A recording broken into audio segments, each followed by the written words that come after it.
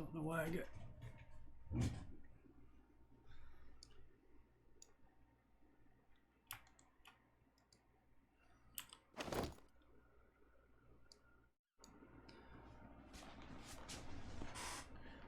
Certainly wasn't for catching too many fish.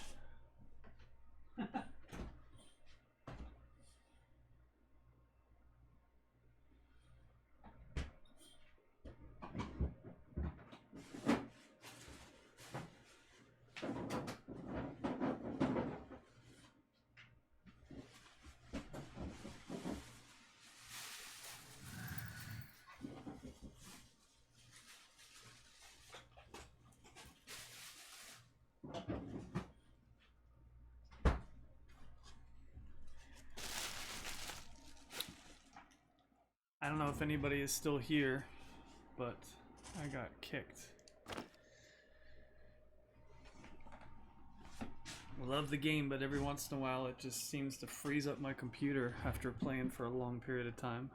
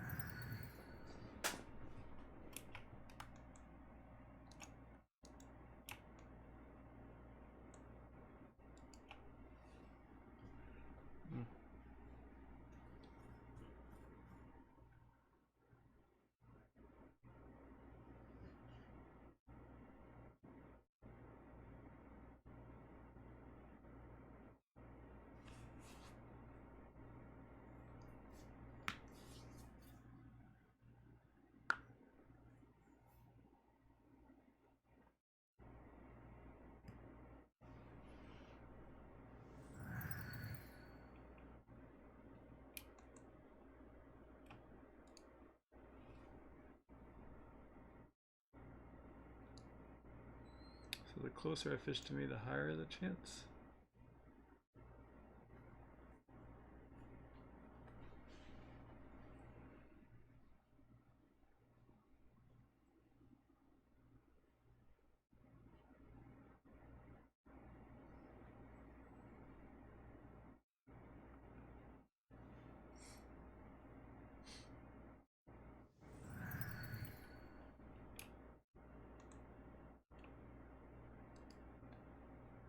No, I guess not.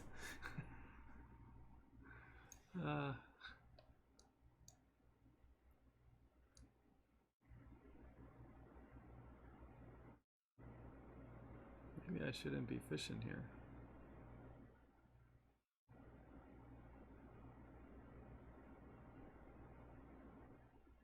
Maybe I need to be fishing somewhere else.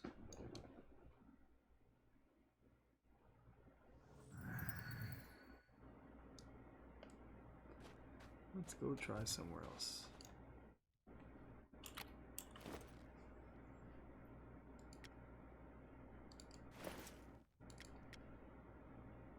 Let's try.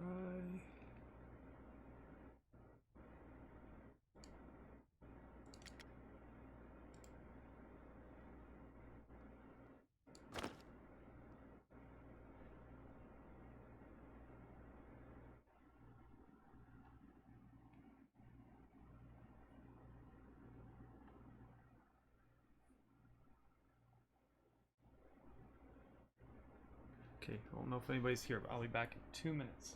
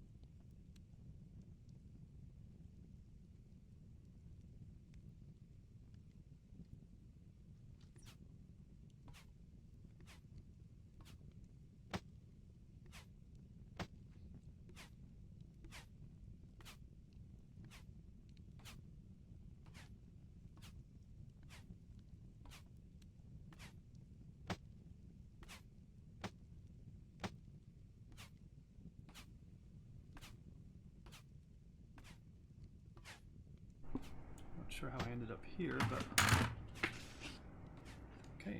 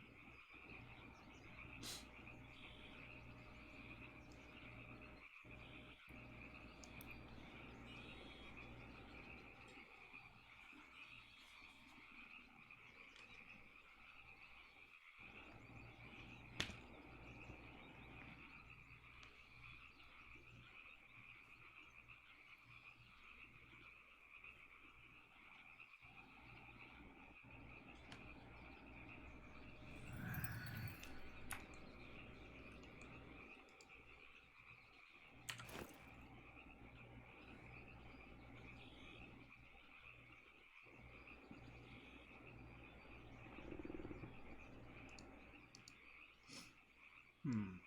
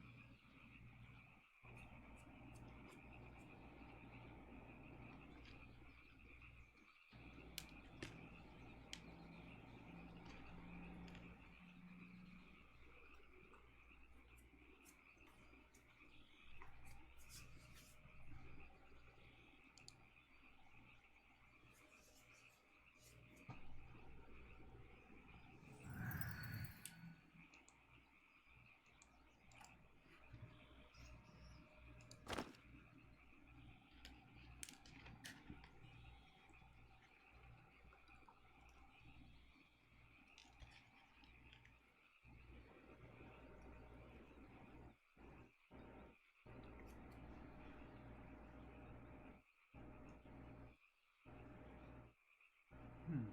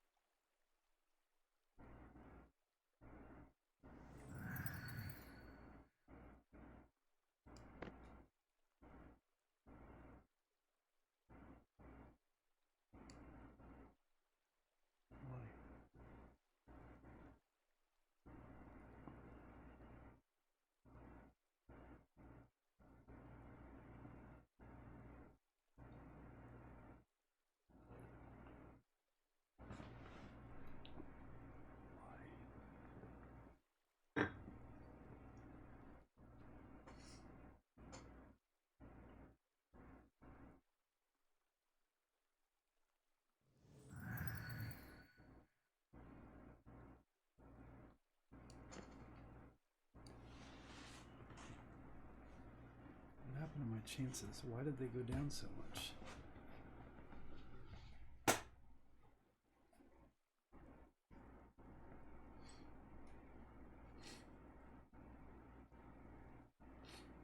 Gotta be doing something wrong here.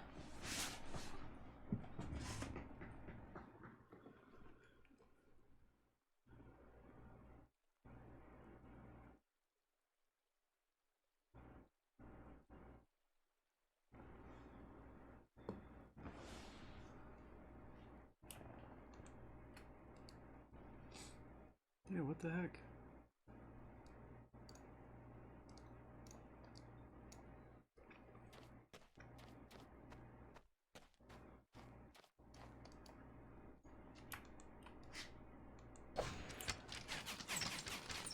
Okay, that's unnecessary.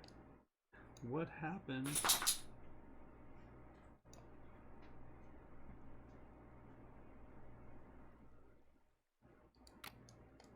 Did I fish too much in this area?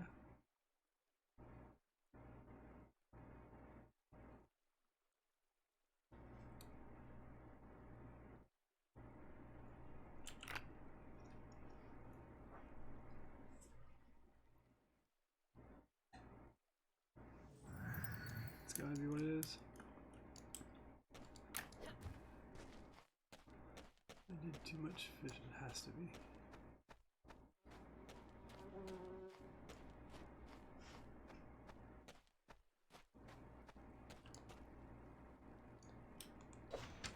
Ah.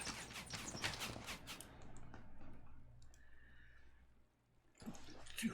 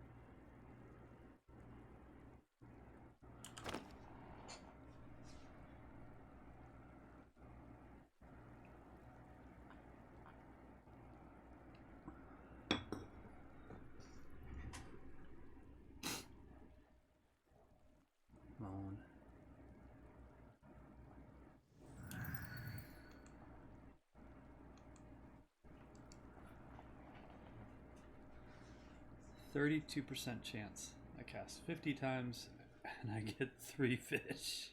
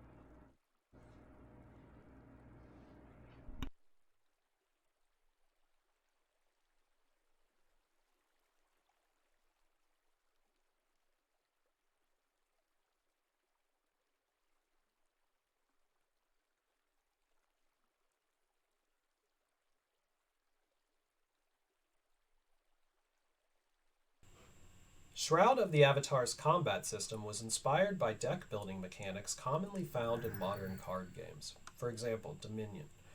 A deck in Shroud of the Avatar refers to a hotbar arranged with glyphs and a set of gear linked to that hotbar. The hotbar itself is commonly referred to as your hand. The reason for this nomenclature will become clear in a couple of videos.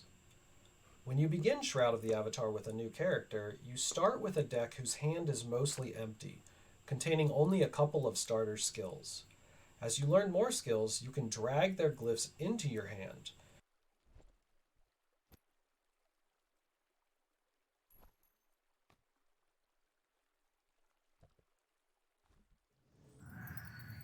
You can also pick up skills currently in your deck and rearrange or delete them. When one builds a deck with glyphs this way, we refer to such glyphs as static glyphs. Static glyphs have a couple of important properties. Property 1. Static glyphs can be used a number of times before hitting a cooldown wall. The number of uses increases with the level of the skill, up to a maximum of 5 uses at level 80. If you have at least 80 specialization in the tree in which the glyph resides, then you will get a bonus use, pushing the maximum possible uses to 6. Each time you use a static glyph, it adds to the total cooldown timer for that glyph. This accumulated time is referred to as heat. The focus cost for using a glyph increases with the amount of heat on that glyph. Property 2. Static glyphs can be charged up to increase their power. Simply hold down the hotkey for the glyph and it will begin to charge up. Charging can have different effects depending on the glyph, but in general, each extra tick you charge adds roughly 25% effectiveness and reduces the focus cost for the glyph. You can charge a static glyph for a number of ticks equal to the maximum uses of the glyph minus the current heat on the glyph.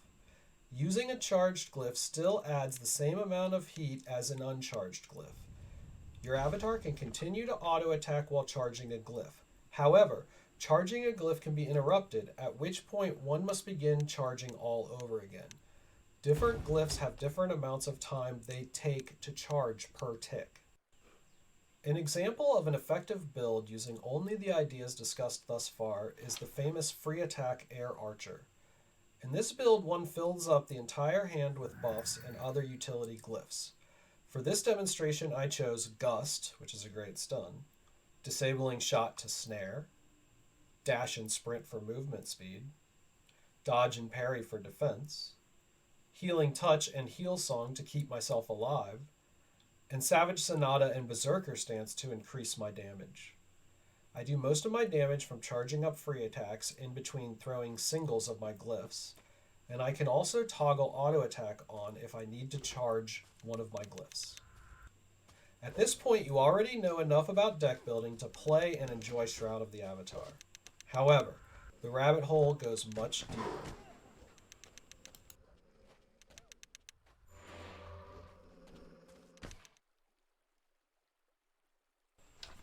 Below the hotbar, which represents your hand, there is another hotbar which is always there, whether you are in combat or not. This extra hotbar is referred to as the utility bar, and it can hold extra glyphs. Not all glyphs can be added to the utility bar.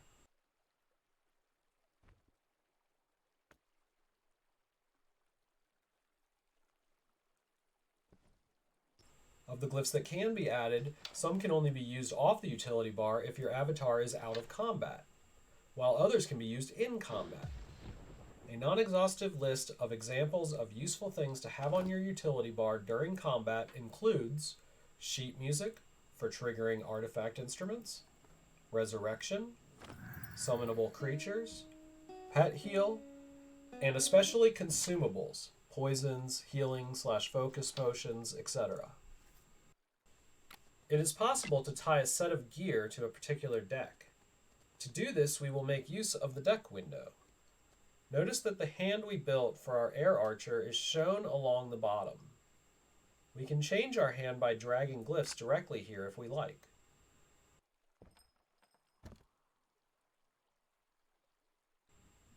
Below the hand, there are 2 buttons, one for binding equipment to this deck, and the other for clearing it.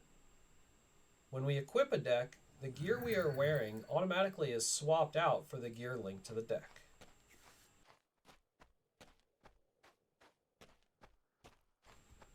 Shroud of the Avatar allows players to set up hotkeys to change decks on the fly.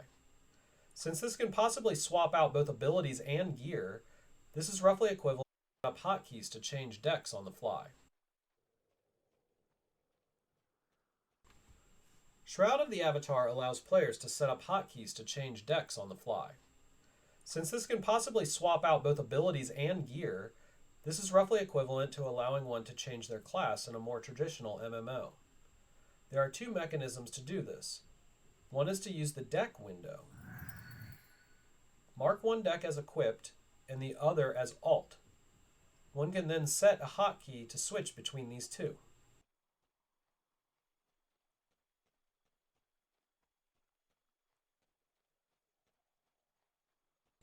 However, one can set hotkeys for individual decks as well, allowing you to switch between many decks in a single combat encounter. The time required to swap a deck varies depending on how much gear you swap out. It is instantaneous if you don't change any gear. Regardless of how much time it takes to swap your deck, you will always have to wait for a global cooldown timer before using your next ability. We can improve the free attack Air Archer build from the last video by filling up the utility bar and adding a second deck to swap to. In the second deck, I will place some long-term buffing glyphs. Air's Embrace for dexterity, Shield of Air, and Summon Air Elemental.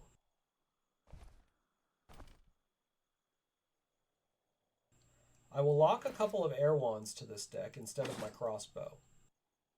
That will help with my fizzle chance when I have Berserker Stance running.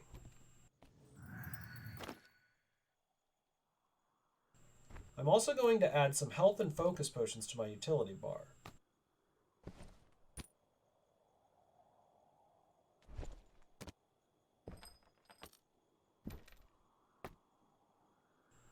Another good thing for the utility bar is poison, so I will add some Festering Death. Let's throw some haste potions on there for good measure. Finally, due to Air Shield, I don't need heals on my main hand anymore, so I will replace them with the Focus Bard Song and some Fireflies.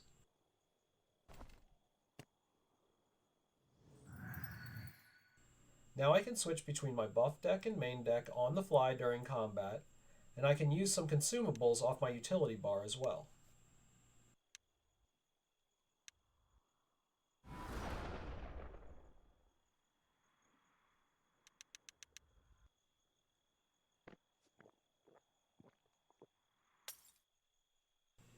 Decks built out of the static glyphs discussed thus far resemble traditional approaches to hotbars in MMOs. Shroud of the Avatar offers another way to approach using your abilities, so-called dynamic glyphs. One can build a deck out of cards, each of which represents one of your glyphs. You can have multiple copies of cards for the same glyph, dynamic glyphs. One can build a deck out of cards, each of which represents one of your glyphs. You can have multiple copies of cards for the same glyph. To build a deck out of dynamic glyphs, I will again return to the deck window. After creating a new deck, the hand at the bottom is completely empty. I'm going to leave the hand empty in this deck and instead focus on the two big windows which I've ignored thus far. The window on the right contains a list of all glyph cards which have been added to the deck, which is none at this time. The window on the left shows the possible glyphs from which you can make cards to add to the deck, as well as the number of cards you can make for each glyph. Simply drag a glyph from the left to the right windows to make a card, or you can double-click the glyph. Glyphs can also be dragged in from your skill window. The number of cards you can make from a dynamic glyph is equal to the maximum number of uses you would get if you had used that glyph statically instead. Notice that as we add cards, a number of slugs appear, and that number goes down the more cards we add. Decks built from dynamic glyphs require a minimum number of cards, which increases as your adventurer level goes up. If you don't meet this minimum card requirement, your deck will contain slug cards that do nothing but get in the way. When I enter combat with this new dynamic deck equipped, notice that at first my hand is entirely empty. At regular intervals, a card will be drawn randomly from the deck. This card will be placed into the first empty slot found, starting from the left side. If the card remains in the hand long enough, then it will start to decay. This frees the slot up for the next glyph. I can also force a glyph to decay by right-clicking on it. A card that decays in this way is returned to the deck and has the potential to be drawn again right away. Cards will also disappear from your hand when you use them, which fires off the glyph ability they are tied to. However, in this case, the card is not returned to the deck immediately. Instead, the card is placed on cooldown and will have to wait for its cooldown timer to expire before being returned to the deck. It was mentioned in the last video that the maximum number of uses for a static glyph corresponds to the number of cards for a dynamic glyph that you can add to a deck. Also, static glyph uses all add to a single cooldown timer, which adds heat to the glyph, while cards representing dynamic glyphs all have individualized cooldown timers. To get an idea of just how significant this difference is, I calculated the maximum number of times I could spam my stone arrow over a period of 1 minute for both the static and dynamic cases. Here I'm assuming that the dynamic glyphs are drawn into the deck immediately upon coming off cooldown. You can see that while initially dynamic and static uses are the same, the number of dynamic uses quickly breaks away. After a minute, the number of dynamic uses is more than 3 times the number of static uses. A plot of the focus cost over the same interval reveals that the focus cost for the dynamic glyphs is only about twice the focus cost of the static glyphs. The result? One can get more than 3 times the DPS from dynamic glyphs as one can get from static glyphs, with a little more than half the focus cost per glyph used. You can reduce the amount of focus consumed as a static glyph user by never accumulating heat. Just wait the full cooldown time for the glyph every time you use it. This will even out the focus cost between the dynamic and static glyphs, but your rate of fire will be exactly 1/5 the rate of fire for the dynamic glyphs. When you add multiple cards for the same glyph to your deck, it's possible that you will have more than one copy of the card in your hand. When this happens, you can combine these 2 cards to make a stack. Stacks of dynamic glyph cards are analogous to charging static glyphs. Each stack adds roughly 25% effectiveness and reduces the focus cost of the card. Despite the similarities, dynamically stacked cards have several differences from statically charged glyphs. If you fizzle a charged glyph, then you have to start charging all over. If you fizzle a dynamic stack, you retain the stack in your hand. If you are stunned, mezzed, etc. while charging a glyph, you have to start all over again. If you are stunned, mezzed, etc., not only do you retain your dynamic stacks, but you can continue to stack until you get out of the effect. Other times you can stack dynamic glyphs, but not charge static glyphs, include waiting on the global cooldown timer in between glyph uses, and charging up a free attack. The only thing your avatar can do while charging a static glyph is auto attack.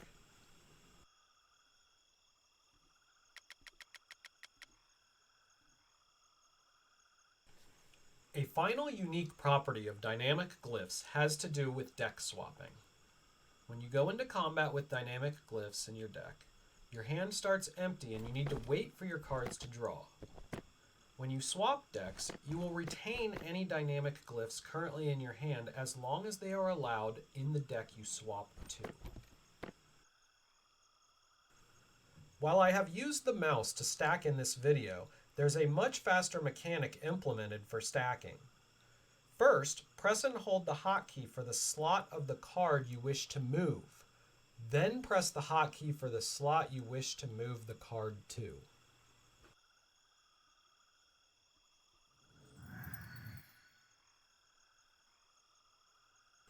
Having a deck full of only dynamic glyph cards that can appear in any slot can get very chaotic to play. Also, while dynamic glyphs have many advantages over static glyphs, their obvious disadvantage is that they are not always available when one needs them. This disadvantage can be more extreme for some glyphs, such as heals, than others, such as attack glyphs. Shroud of the Avatar gives us some options to help control the chaos of dynamic glyphs, and also build decks that combine both approaches to glyphs. In the dynamic deck we made already, we left the hand completely empty. If we drag a stone arrow glyph onto slot 3, it will become a static glyph. However, notice the little lock symbol that just appeared. If we unlock slot 3, then this slot will no longer represent a static glyph and will begin as empty when we enter combat. Our cards will draw as normal, and the first 2 will be placed in slots 1 and 2, as long as they are not stone arrow cards. When we get to slot 3, the card will only go into this slot if it represents a stone arrow glyph. If not, slot 3 will be skipped and the next card will go into slot 4. Opening the deck window back up, I will now drag a stone fist onto slot 3. Notice that this time the stone arrow doesn't get replaced, as it would if it were a static glyph. Instead, the stone fist glyph gets placed behind the stone arrow glyph. Now cards that represent either stone fist or stone arrow will be allowed to occupy slot 3, but no other cards can go there.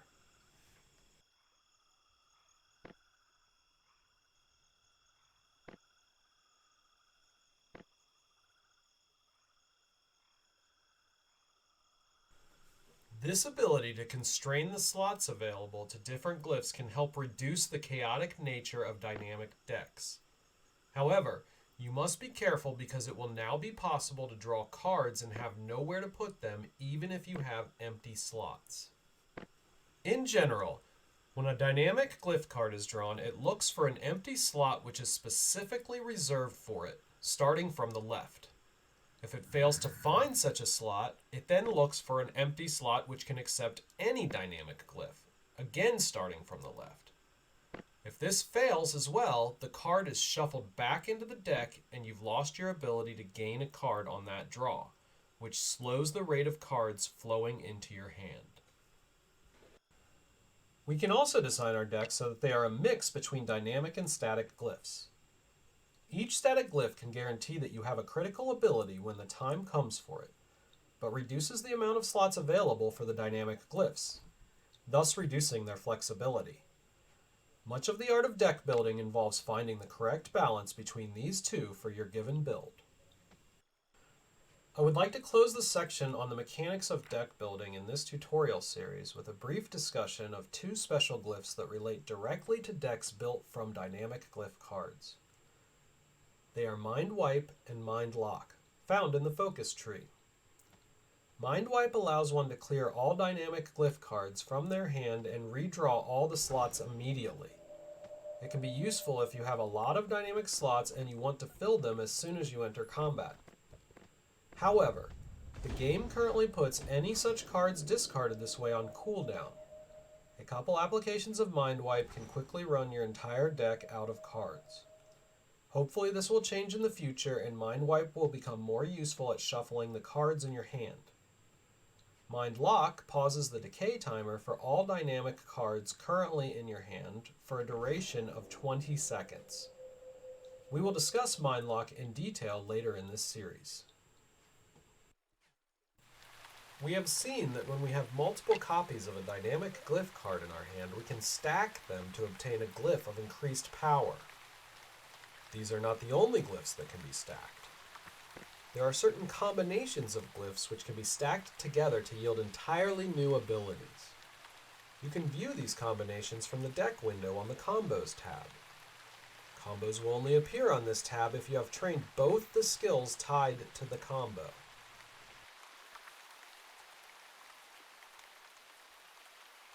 Them to obtain a glyph of increased power. These are not the only glyphs that can be stacked. We have seen that when we have multiple copies of a dynamic glyph card in our hand, we can stack them to obtain a glyph of increased power. These are not the only glyphs that can be stacked. There are certain combinations of glyphs which can be stacked together to yield entirely new abilities. You can view these combinations from the deck window on the Combos tab. Combos will only appear on this tab if you have trained both the skills tied to the combo.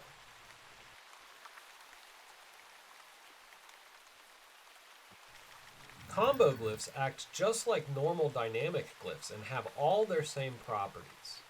In fact, they can even be stacked with each other to create more powerful versions of the combo.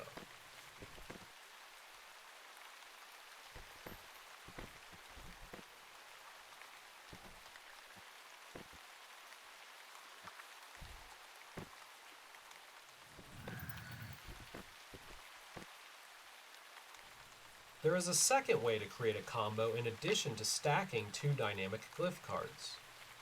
You can also drag from a static glyph on top of a dynamic glyph. This does not work in reverse. It is not possible to drag a dynamic glyph and drop it on a static glyph to create a combo.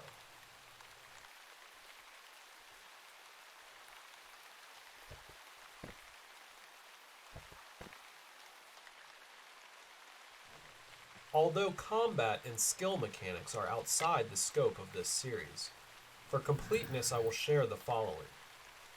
First, the skill level of a combo glyph is the average of the two skills used to make the combo. Second, if both skills involved in a combo belong to a magic tree, only the higher of the two attunements with those magic trees is used for the combo. Combo abilities are some of the most powerful in the game. Learning their capabilities is a worthy investment of time.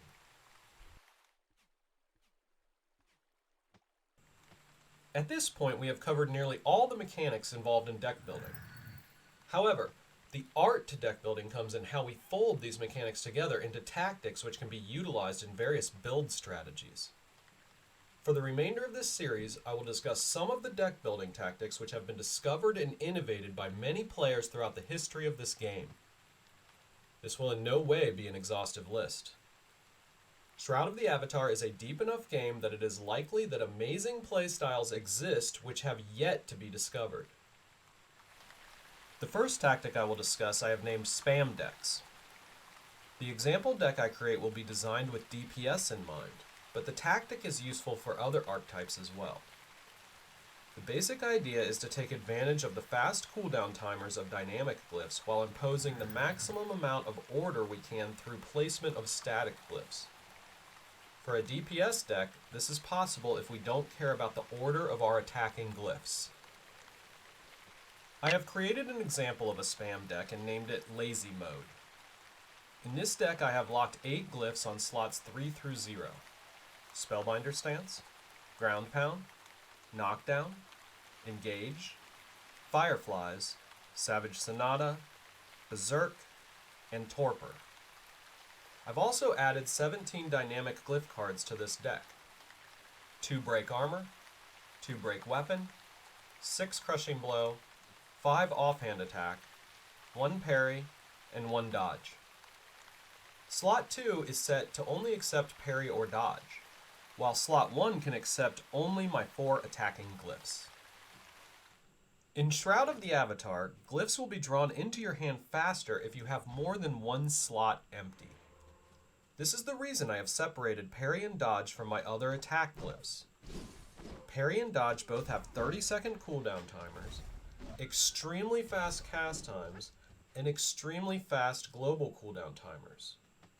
The long 30-second cooldown timer ensures that slot 2 will be mostly empty, while the fast cast time and global cooldown timers ensure that they minimize the interruption to the spamming on slot 1. Cast time and draw speed boosts can greatly enhance spam.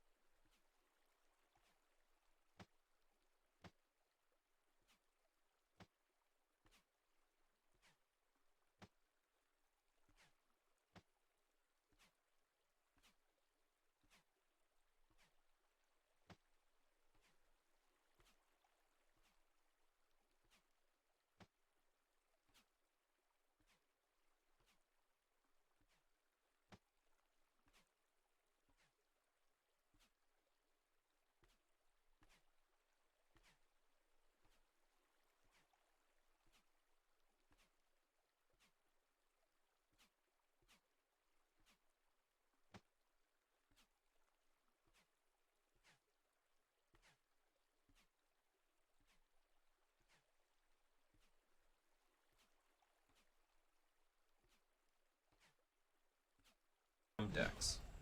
Here I've used Spellbinder's stance to increase both. Engage allows me to move from mob to mob without breaking my Spellbinder stance.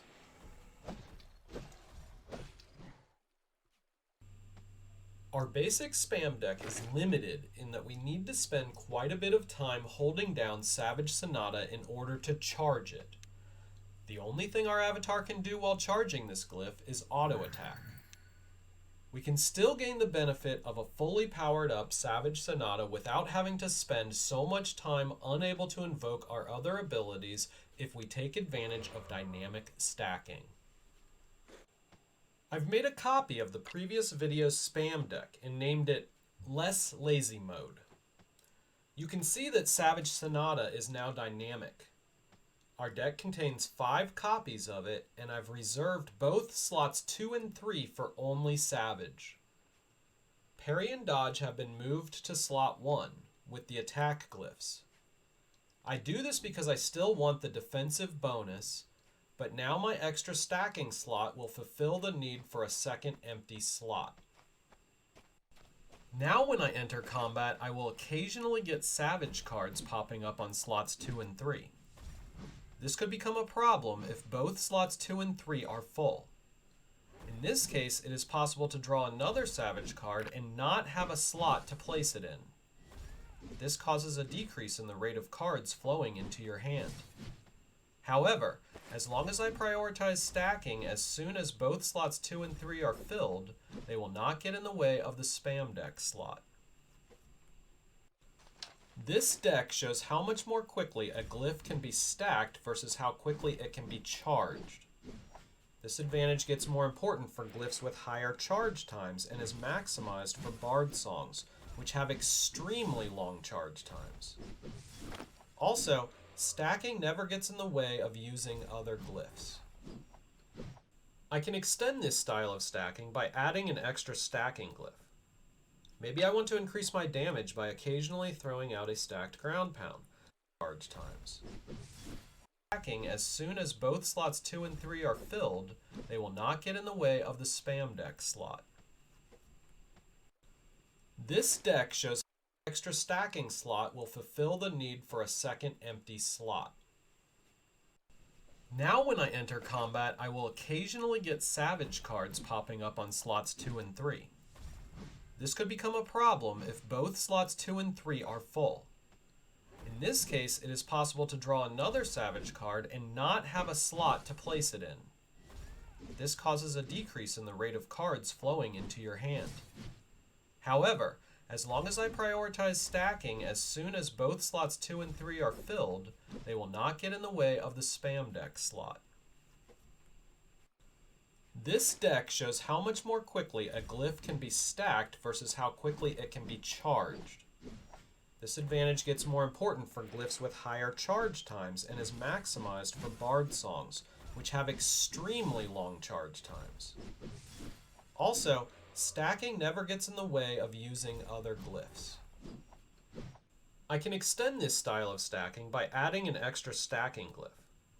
Maybe I want to increase my damage by occasionally throwing out a stacked ground pound, but I don't want to give up the time it takes to charge it when I could be using other glyphs. I can make ground pound a dynamic slot, add more ground pounds to my deck, and move it around so that it fits with my stacking style.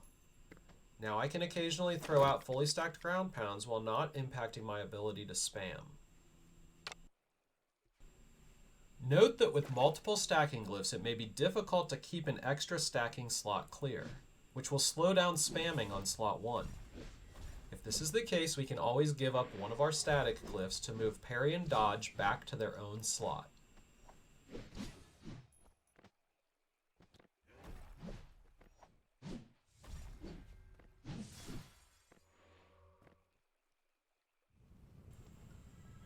We have seen just how much faster and less intrusive stacking can be, especially with glyphs which have long charging times. However, our last stacking deck was limited in that we were always having to continuously stack or run the risk of our stacked glyphs decaying. It would be beneficial if we could hold onto our stacked glyphs until such time as they were needed, which would keep them out of the way of cycling through our other glyphs. Luckily, Shroud of the Avatar provides just such a feature, the all-powerful Mind Lock Glyph.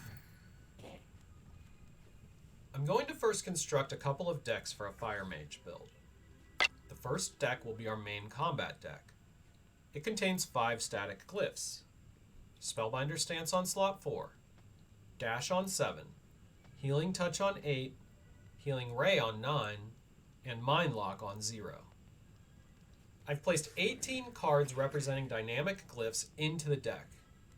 2 Dodge, 5 Fireball, 1 Parry, 5 Psalm of Stagnation, and 5 Ring of Fire. Dodge and Parry are reserved only for slot 5. Slot 1 can accept only Ring of Fire. Slot 2 only Psalm of Stagnation. And slot 3 only Fireball. Slot 6 can accept all 3 of my stacking glyphs and will be my stacking slot, or the slot I stack from.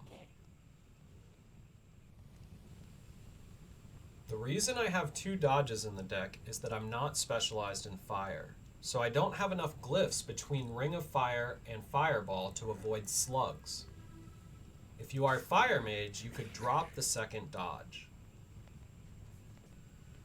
The second deck I create is a buff deck. It contains Enlightenment and Immolation, which are long-term buffs. It also contains some short-term buffs, which make it advantageous to swap to during combat. I've only kept the 15 cards for the 3 stackable glyphs in my deck, dropping the dodges and the parry. These glyphs are still only allowed to occupy the first 3 slots. Notice that I have a slug in this deck. I'm not concerned about it because this deck is not meant for drawing cards. To utilize this build, I begin with my combat deck and stack all my glyphs, remembering to clear the buff slot to make my cards draw faster. Spellbinder Stance is great for this part. Once fully stacked, I can switch to my buff deck and buff up. Notice that I retain all the stacks I just made.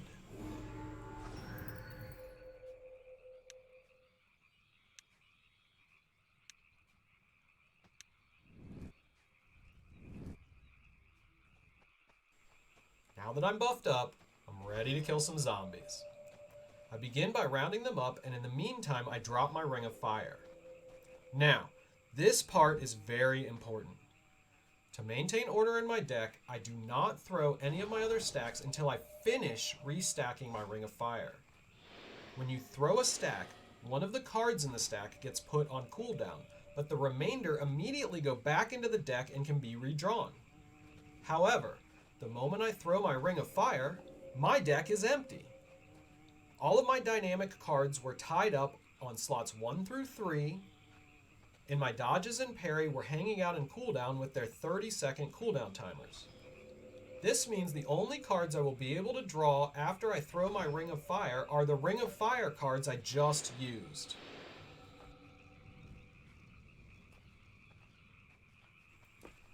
Once the zombies are rounded up, I repeat the process with Psalm of Stagnation. Next up are the fireballs. Look at how quickly I can get out fully stacked fireballs with this method. 5 stacked, followed by 4 stacked, followed by 3 stacked fireballs, etc. When using a glyph this way, I refer to it as a 5-4-3-2-1 glyph. With specialization, you could do a 6-5-4-3-2-1 glyph.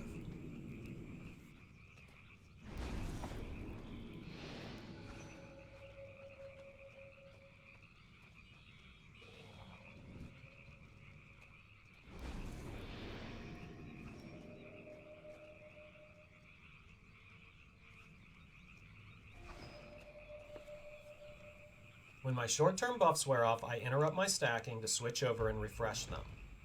Without swapping out any gear, it is quick and painless. And best of all, my stacks stay on my bar the whole time.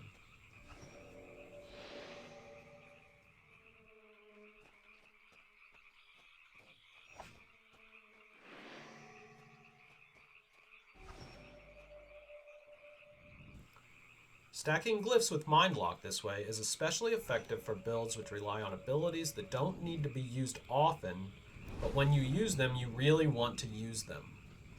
Next up, I'll show an effective melee build that uses the same technique to great effect. I will now show you a monk build as another example of a build which can benefit greatly from glyph stacking with Mindlock. For this build, I again make two decks, one called Punchy and the other called Punchy Buff. The Punchy deck only has 4 static glyphs: Fireflies, Stone Fist, Evasion, and of course, Mindlock. My deck contains 22 cards, 5 Anthem of Alacrity, 1 Dodge, 5 Melody of Mending, 1 Parry, 5 Psalm of Stagnation, and 5 Savage Sonata. Slot 5 is reserved for parry and dodge only. Slots 1 through 4 each are assigned to one of the glyphs I will stack. And slot 6 is my stacking slot. For Punchy Buff, I again keep all my dynamically stacked glyphs, but replace most of my static glyphs with some buffs. Once again, I begin by stacking up all my glyphs. When I'm done with this, it's buffing time. The key to this build is attack speed, as auto attack will be my only source of damage. Attack speed boosts are coming from Berserker Stance, Anthem of Alacrity, and Haste Potions, not to mention gear.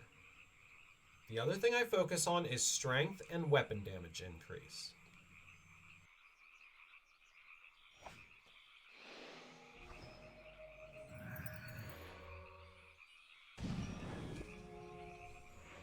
This build is very similar to the free attack Air Archer in that basic attacks with my weapon are the only source of damage.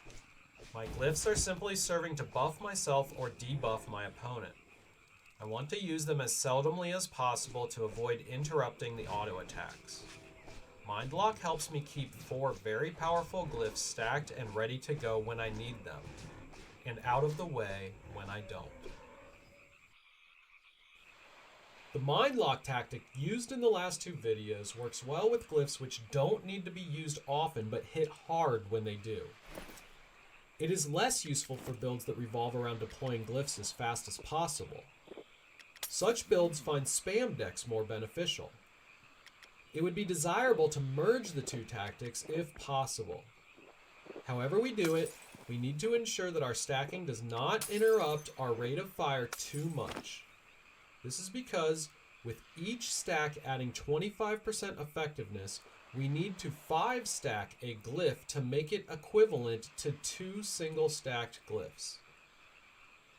The fact that we can stack even while firing off other glyphs will aid with this goal. I'm going to return to my Fire Mage for a first attempt at blending Mindlock with spamming. The Fire Mage did quite well against the mob of zombies, but when we fight a single target, the build will be more limited. To up my single target damage and be able to survive, I'm going to need to make some changes. I'm first going to open my original fire deck and replace Psalm of Stagnation with Torpor, so I can stay alive. I next replace Dash with Engage Opponent. I remove Healing Touch and Healing Ray. In their place, I put Knockdown and Evasion.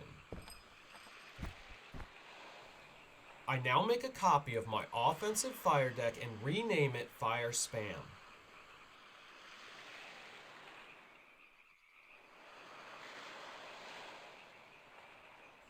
I remove Knockdown and Evasion.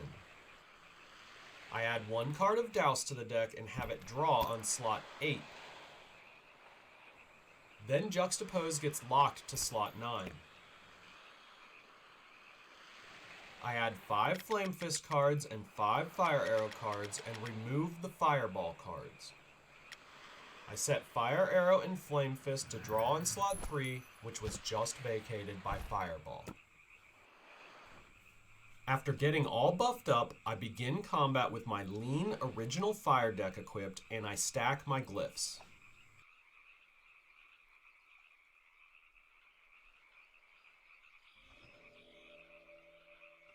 It's now time to engage the water elemental. My first goal is to stack my fire dots. When I get to the fireballs, I once again take advantage of Mind Lock, effectively reducing the required number of dynamic glyphs in my deck by keeping 11 cards locked up on slots 1 and 2. This time I'm going to stop at only doing a 5-4-3 fireball because only 3 fireball dots can stack and I want to maximize their DPS. Once my dots are stacked, it's time to unleash the spam. I swap to my spam deck. The only cards not locked up in stacks or sitting on cooldown will be my fire arrows and flame fists. I quickly cycle through those after hitting engage opponent if the water elemental has moved.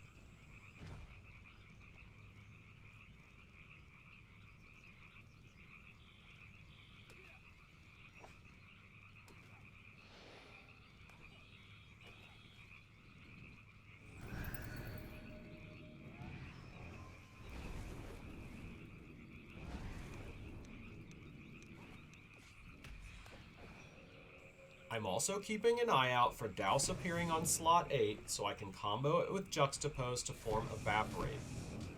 This combo is useful for debuffing the water elemental's fire resistance.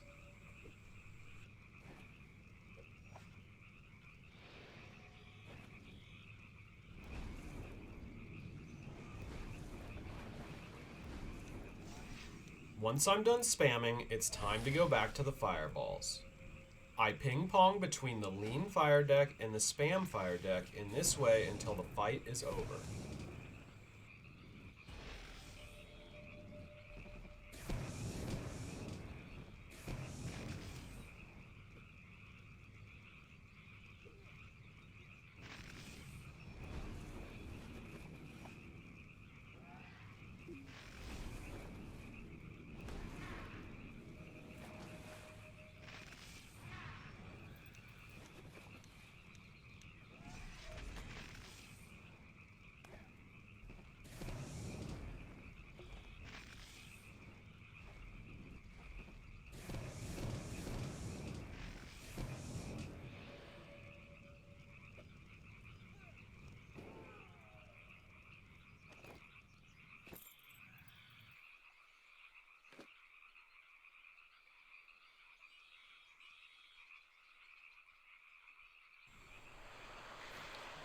As a second example of how to blend the spamming and mind lock approaches, I'm going to take all the tactics used in the previous video and apply them to a ranged build instead. I will build 2 decks, one called Range Stack and the other called Range Spam. The Range Stack deck contains 18 dynamic glyph cards, 1 dodge, 1 parry, 5 rapid fire, 5 Savage Sonata, and 6 Torpor. I'm stacking Torpor, Savage, and Rapid Fire on slots 1, 2, and 3, respectively, with a stacking slot on 6. Slot 5 is my rolling buff slot, accepting only parry and dodge. I utilize 5 static glyphs in this deck, Spellbinder Stance on 4, Stonefist on 7, Fireflies on 8, Anthem of Alacrity on 9, and Mind Lock on 0.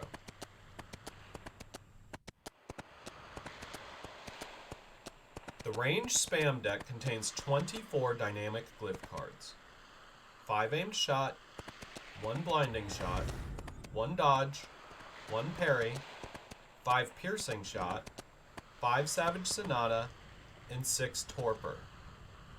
I still stack Torpor on 1 and Savage on 2, but now Aimed Shot has replaced Rapid Fire on 3.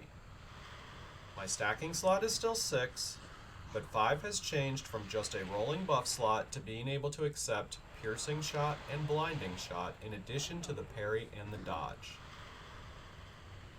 I still have Spellbinder Stance, Stone Fist, and Mind Lock as static glyphs, but I've swapped out Fireflies and Anthem of Alacrity for Evasion and Flurry.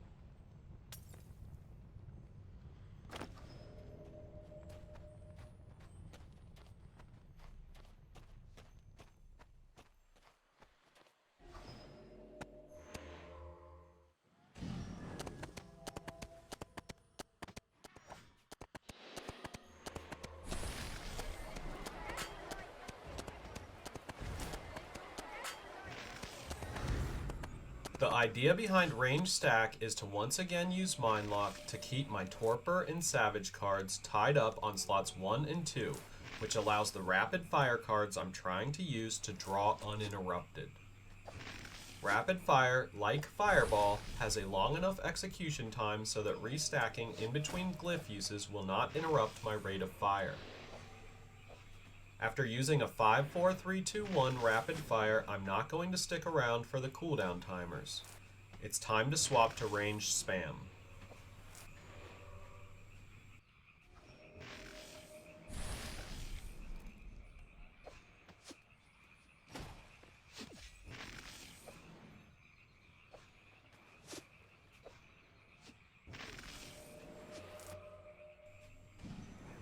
In range spam, I'm also stacking on slot 3, but this time it's aimed shot. I stacked my aimed shots while simultaneously spamming attack glyphs on slot 5. By the time I get aimed shot stacked, all my other spam glyphs are on cooldown. This allows me to easily get off a 5-4-3-2-1 aimed shot. After that, back to my range stack deck.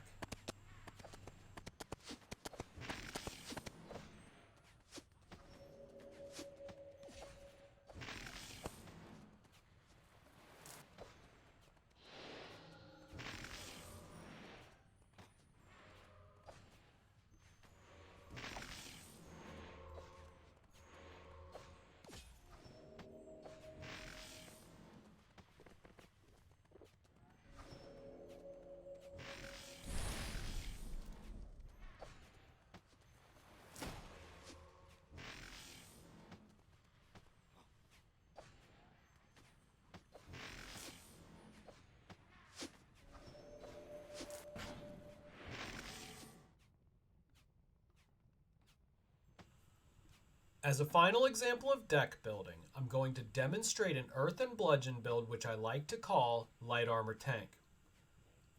Unlike the builds I've shown you up until this point, Mimner is actually optimized for this build. Rather than go through in detail each of the 6 decks I use in this fight, I will instead explain the general ideas of the decks as I am using them. I've already used my first deck to apply some long-term buffs using static glyphs. The next deck after that is a lean stacking deck for stacking up Torpor, Savage Sonata, and Berserk. After throwing my Berserk, we're done here. I now switch to a buff deck for short-term buffs, mostly out of the light armor tree. For this fight, I choose Haste Potion, Flurry, Evasion, and Fortified Defenses. Now I switch to my Pulling deck. This deck is normally used for AoE ground pounds, but here I just stack them to get them out of the way. After knocking the big boy on his butt, I hit him with Fireflies and then switch to my Polearm deck. This Polearms deck will be one of the 2 main workhorse decks for this fight. This is a lean stacking deck which is great for putting a 5-4-3 puncture on the boss, reducing its healing regen, and applying a nice dot. I also like to use this deck to refresh Savage, Fireflies, and debuff a little damage avoidance with a couple pulls. Now the boss is about to stand up, so I switch to my spamming deck. This is a Bludgeon deck which spams Break Armor and Break Weapon on slot 5 while stacking combos of Splintering Strike on slot 4. These glyphs apply a massive amount of debuffs to the mob's damage resistance, as well as buffing my Earth Attunement which increases my hit points, strength, and amount of healing from Torpor.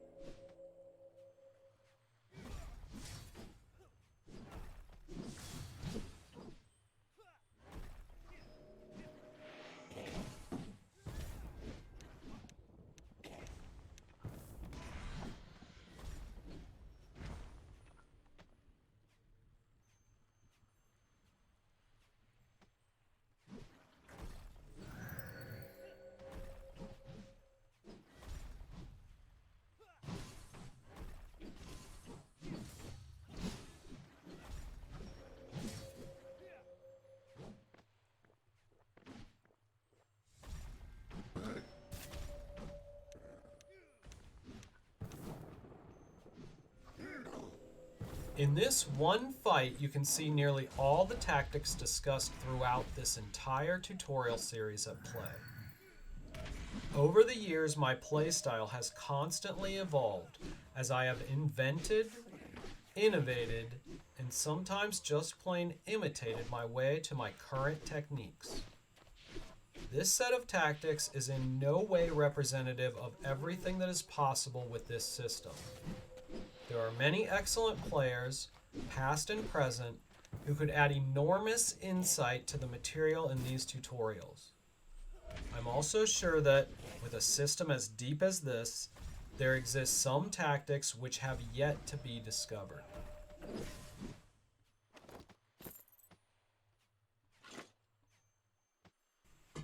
I hope that you have enjoyed my tutorial series and managed to find some part of it helpful.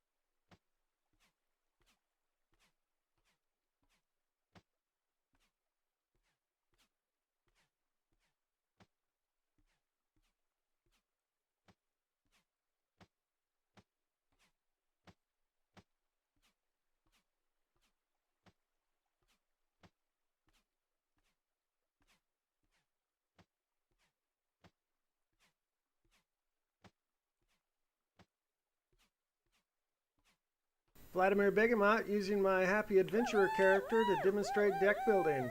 First, we need to go back to the trainer and open it up. Similar to a card game like Magic, this system makes Shroud totally customizable.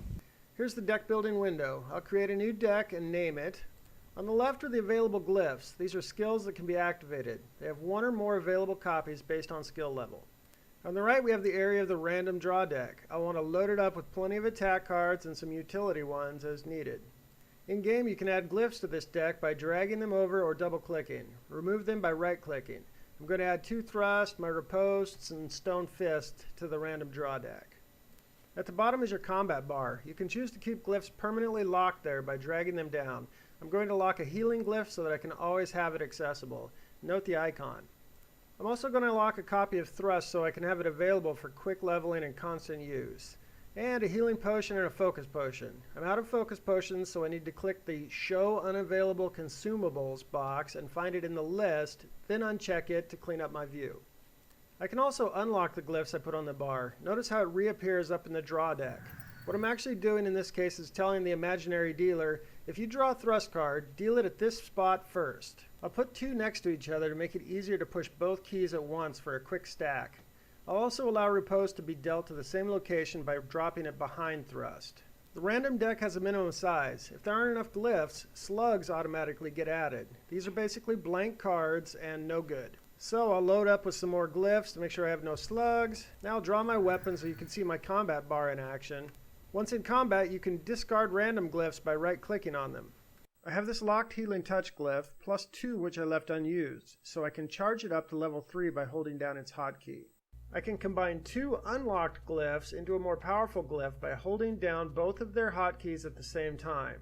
This basically lets me charge them without the cooldown penalty. As you can see, there is a lot you can do with this deck building system. Now you're going to have to go try it out for yourself, experiment, and find out what works for you. Thanks for watching these videos. I'll see you in Shroud of the Avatar.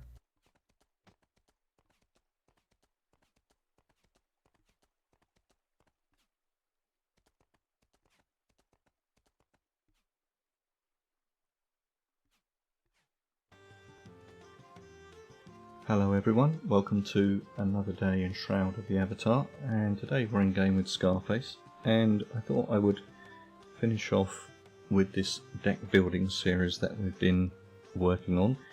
And what we're going to be dealing with today is going to be some advanced decks, some mistakes that people make, or the common mistakes that people make in decks, and then how we can change equipment using decks, and then finally something special at the end that's come in this last release. So if you want to wait until the end of the video, there's a newer item that's come into the game which I thought I would show you.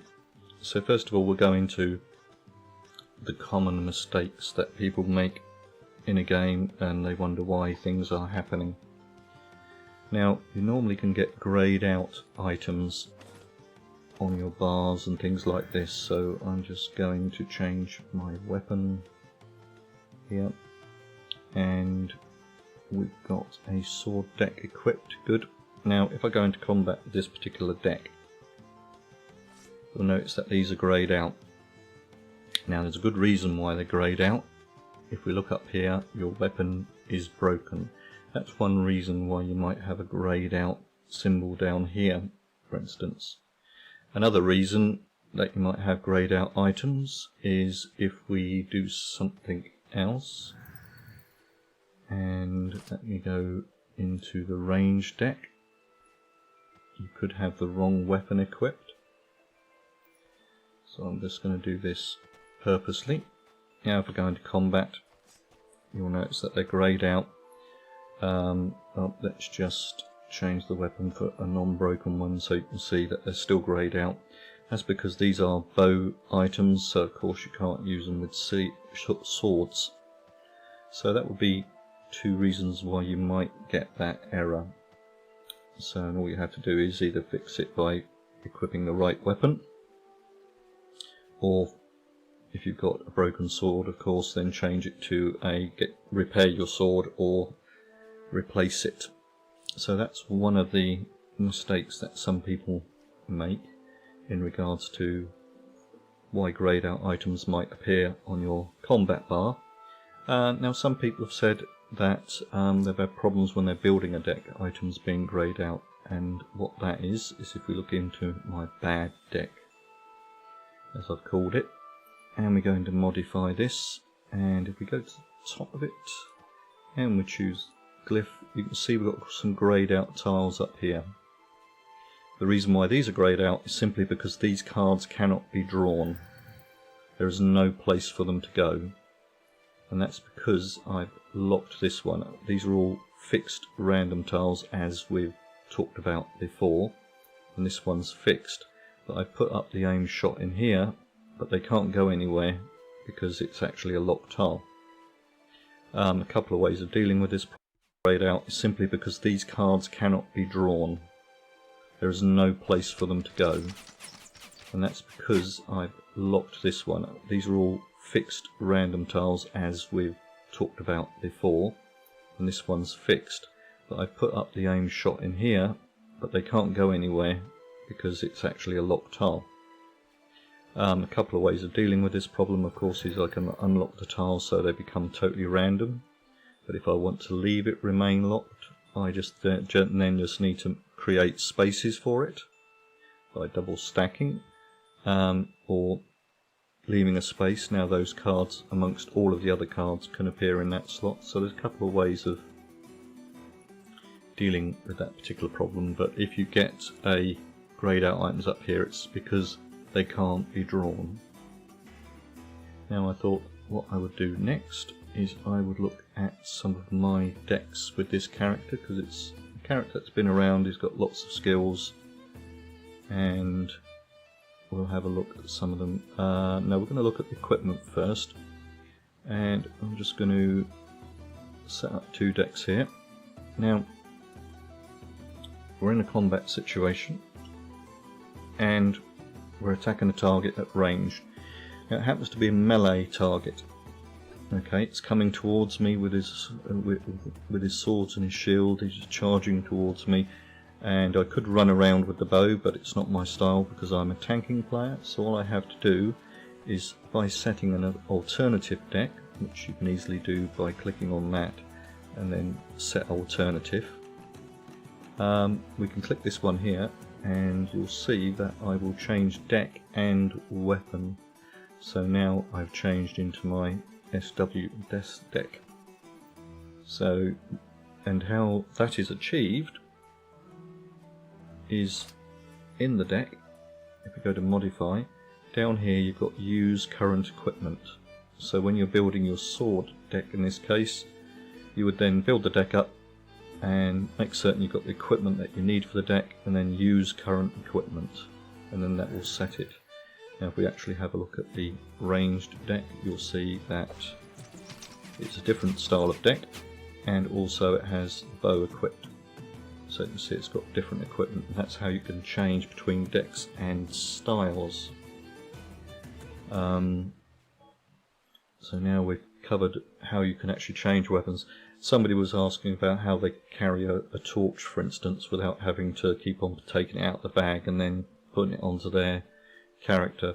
Well, you can just create a torch deck, one whereby it can be an empty deck because it doesn't matter, and then you could just have it so you're just carrying the torch as an equipped item. So those are a couple of ways of managing your decks. So now I thought I would look at a couple of my decks and the reasons why I have them, and some advanced ways of laying a deck out. So I'm going to look at my ranged deck first, and we can see here that we're double stacking behind. So we've got disabling shot here, and we've got rapid fire, and here we've got piercing shot and blinding shot. Now that means I can have more tiles of different types out. Now it means that either this one or this one can appear here, so you know, it's just a way of managing it so you can carry more tiles. I've chosen to keep all my health ones there because normally I'm attacking very hard targets with this kind of a deck. And I thought we'd have a look at the I've got two types of sword deck. I've been playing around with death magic, so we've got some death magic here and some swords and shield, death shield for instance, and a death touch. But the problem with or not a problem with death magic. What you can't use it against is the undead. So if you're suddenly fighting some elves and then suddenly a skeleton comes and attacks you, for instance, you can't use this ability against it. So what I have done is created a deck specially for the undead, and if we have a look at that one, it's a similar style of deck, except it's got fire in there, because of course the undead don't like fire, and there's some glyphs done here. Now something else I've done with this deck is I've done the ability to do some combos, which we've not talked about. Now you can mix two tiles together and create a combo. Now if I filter this one, you can do lots of things. If I go untick that one, these are the combos that I can make. And if we look at the two bladed ones I can make, we can see that the ones that I'm after is that one and that one. So I'm just going to quickly show you another way of utilising the deck so you can create combos.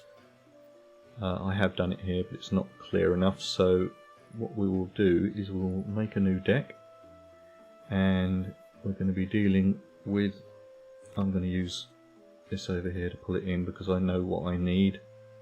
If you want to know what makes a combo and what's available, these are all of the combos in the game, and the ones that are lit up you can actually do because you have the skills. You can either filter them by school, and something else you can do is show unavailable combos. Sorry, and then if you untick that, it will show you all the combos that you can make. So you can see the one that you want, so I'm going to make this one up. Okay, so what I'm going to do is I'm going to take the double slash and plonk it in there, and then I'm going to put a single slash and plonk it in there. Now you can't do them as locked tiles, that's one of the rules. So now we'll just put all of the thingies in there.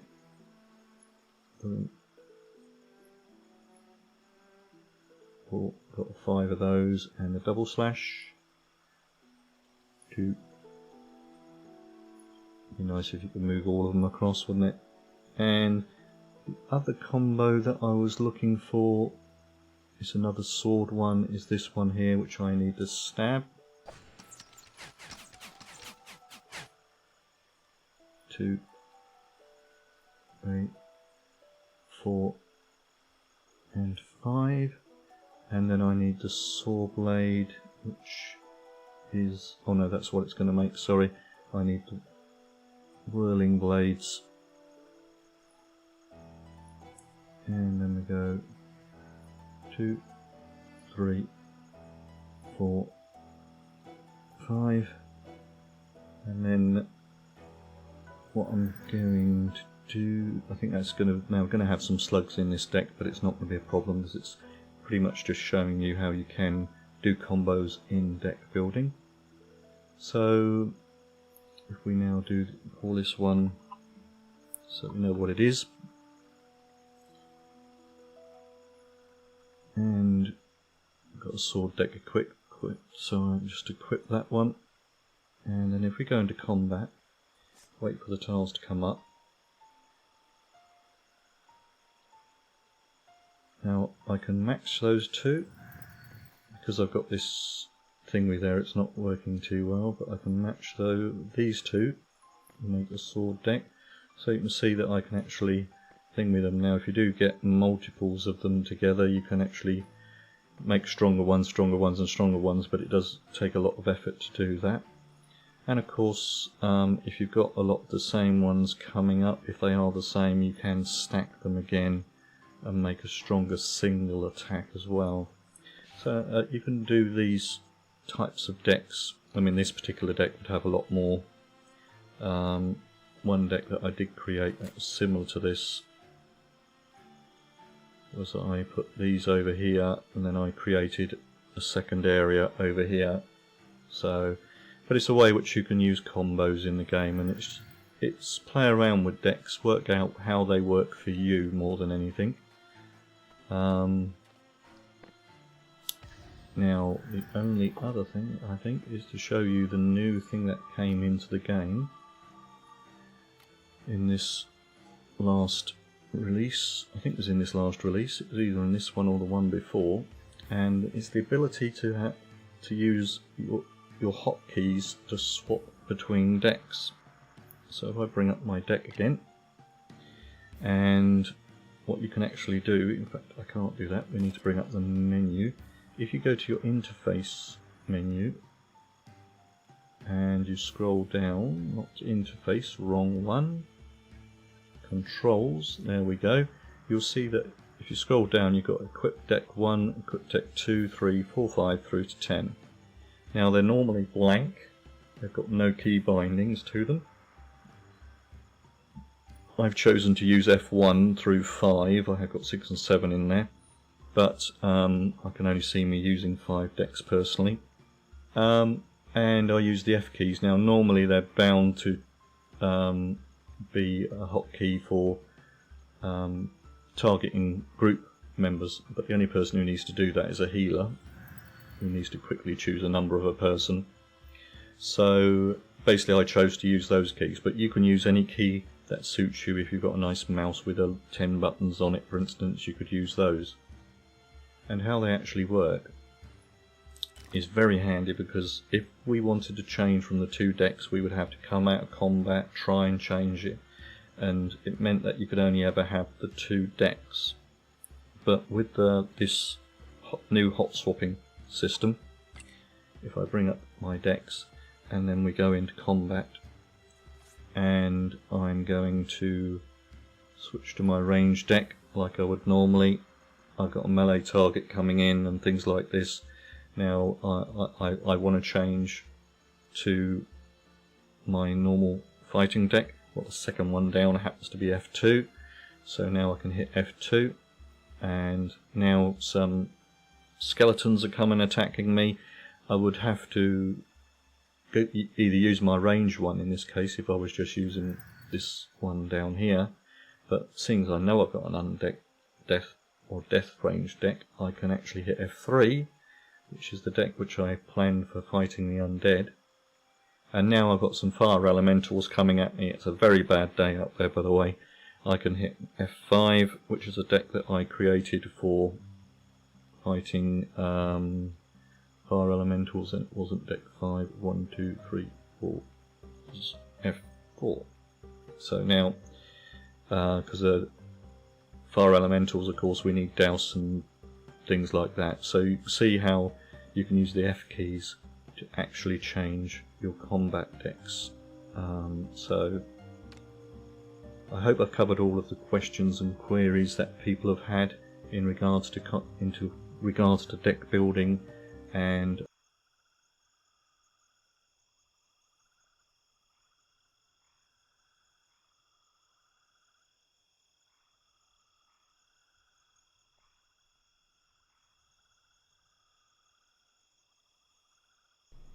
Hey, the Mad Hermit here, and welcome to the Mad Hermit's Guide to Combat and Deck Building in Shroud of the Avatar Pre-Alpha Release 8. Now, although combat has been around for a few releases already, this is the first time that the card-based system has been shown to the public. Now, this is a first pass at that system, and despite being a first early pass, it's still a lot of fun and has tons of potential. And I think once you understand how the card system works, you'll not only understand why the developers went this route, but you'll be happy that they did. Before I show you how a deck is built, I want you to see some combat in action so that you can better visualize what's going on here. If you look at the bottom combat bar, you'll notice that various skills that I have chosen are appearing and disappearing on a regular basis.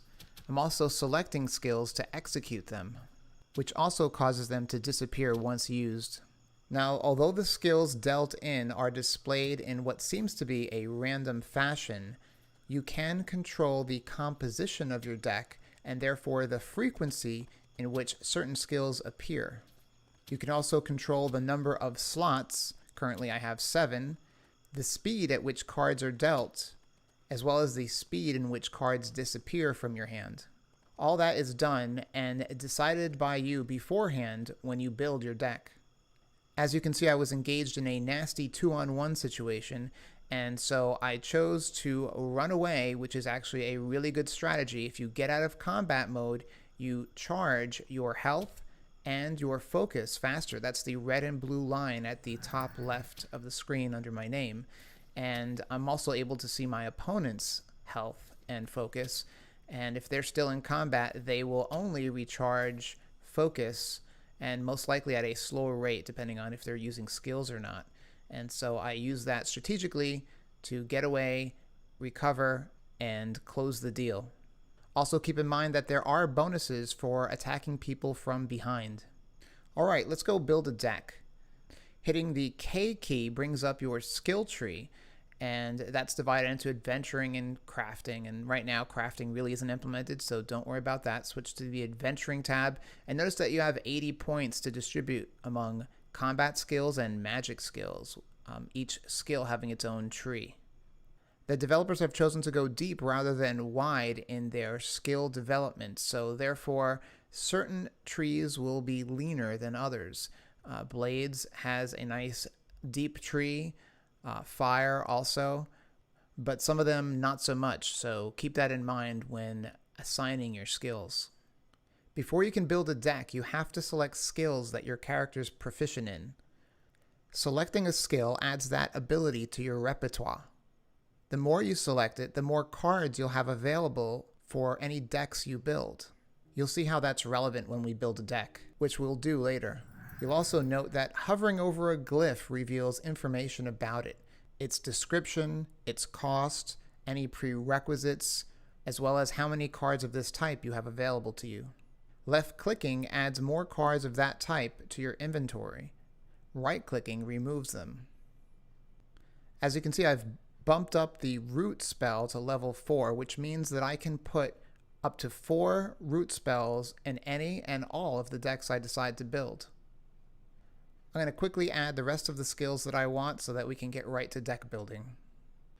I'm going to add some fire spells, some innate abilities that increase the damage and range, some more health, and I'm going to leave 18 points on the table for later because I want you to see what a deck looks like if you don't put any skill points into the focus skill. Now, before you can begin combat, you have to create a deck. The Y key brings up the decks screen, and here you can see the new deck building system. So let's go through each section so we can demystify it and understand it and build some proper decks. On the left side of the screen here is where you're going to place your cards. Your cards are the skills that we just selected. The order in which you place these skills is not important because they are drawn randomly. What is important is the composition. When we talk about cards, think of a deck of playing cards and the composition being how many kings, how many aces, how many twos you have in that deck. The minimum deck size is 20. So if you don't put at least 20 cards in your deck, you're going to be dealt something called slugs. And slugs are useless cards that essentially clog up your deck. As you can see, I currently have no cards in my deck, so the computer's automatically given me 20 slugs, making my deck extremely sluggish. I also have a maximum hand size of 4, my draw speed is very slow, and my discard speed is the fastest. Let's go over what these parameters mean. The hand size, in my case, is 4, which means that's the maximum number of cards that I'll be able to have displayed at any one time. The draw speed is how fast those cards will be dealt. Finally, the discard speed controls how long the card will stay in my hand before disappearing. Now, currently I can't change the values of any of those parameters, and that's because I didn't devote any skill points to focus. That's why I left 18 points behind, because we're going to go back and we're going to add some skill points to focus to see how that changes the way the deck plays. But first, let's build a deck. Hit the L key to bring up your skill list. From here we can see all the skills we put points into, as well as the number of cards used in this deck. As you can see, Fireball has 0 cards used in this deck and 5 available. To add a skill to your deck, simply drag it from your skill list to your deck list. Since I previously devoted enough skill points into Fireball to achieve a level 5 rank, I can drag 5 Fireball cards into my deck. If I keep my deck at a size of 20, that means that I'll have a 25% chance of drawing a Fireball card during combat. Although your deck can be of an unlimited size, I'm going to continue to add skills to my a Fireball card during combat. A 25%. Keep my deck at a size of 20, that means that I'll have a 25% chance of drawing a Fireball card during combat. Although your deck can be of an unlimited size, I'm going to continue to add skills to my deck to remove all the slugs. I'm going to hit that 20 card minimum and make my deck a lean, mean fighting machine, because nothing's worse than needing a Fireball or a heal spell and drawing a slug.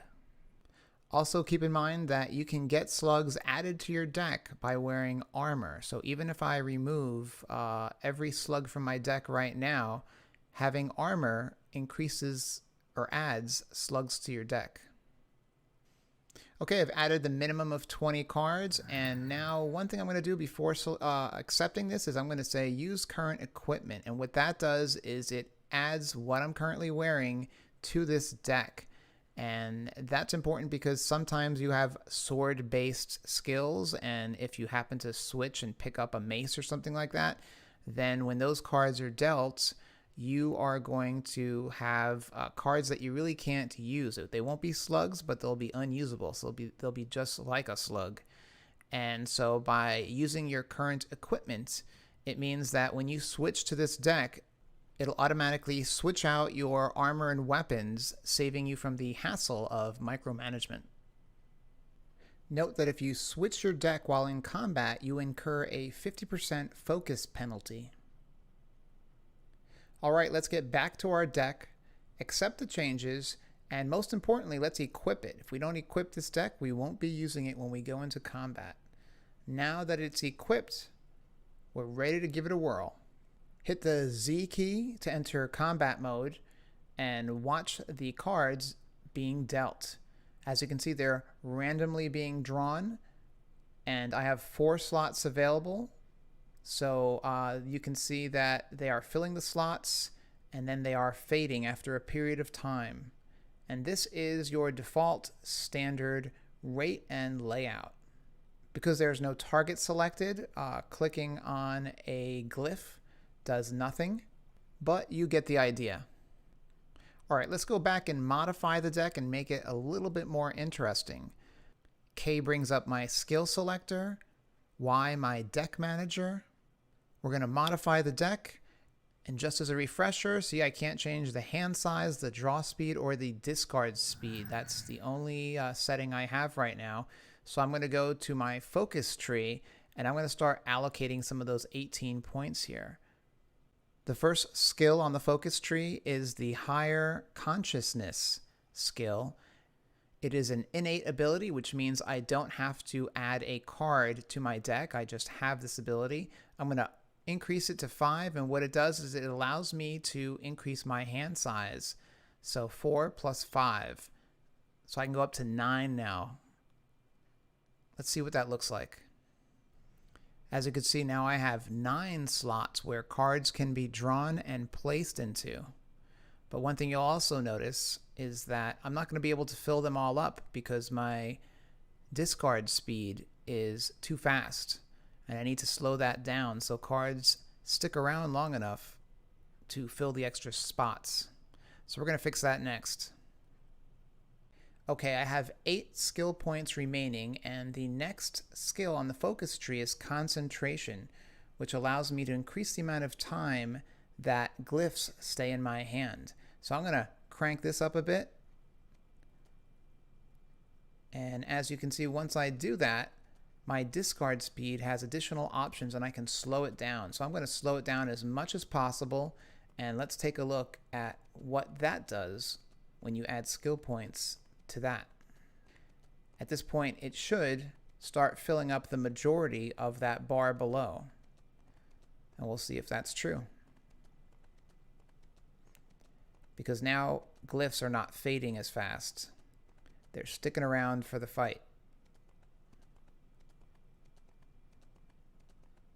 Now I wasn't able to max it out, so I didn't get the slowest speed possible, and that's why it's not able to hit that 9th slot.